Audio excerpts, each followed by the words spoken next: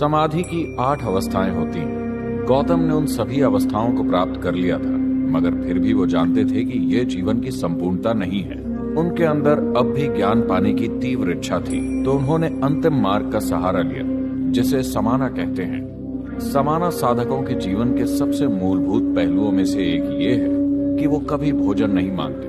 गौतम ने इस मार्ग को इतनी कठोरता से अपनाया कि वो उस दिशा में नहीं जाते थे जिधर भोजन मिलने की संभावना होती थी।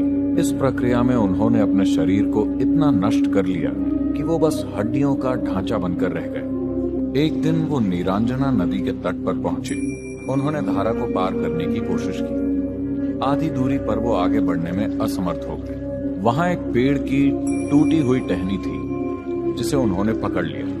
उनके अंदर अगला कदम उठाने की ताकत नहीं थी। अचानक उन्हें एहसास हुआ कि उनकी समस्या ये है कि वो आत्मज्ञान को पाने की कोशिश कर रहे हैं। वो आत्मज्ञान को खुद के साथ घटित होने नहीं दे रहे। अचानक उनके अंदर नदी पार करने के लिए कुछ कदम आगे बढ़ाने की ताकत आ गई। वो जाकर उस बोधि वृक्ष के नीचे बैठ गए। वहां बैठकर उन्होंने निश्चय किया, मैं यहीं बैठूंगा। या तो मैं आत्मज्ञान प्राप्त कर लूंगा या यहीं प्राण त्याग दूंगा। और उन्होंने परम ज्ञान प्राप्त किया।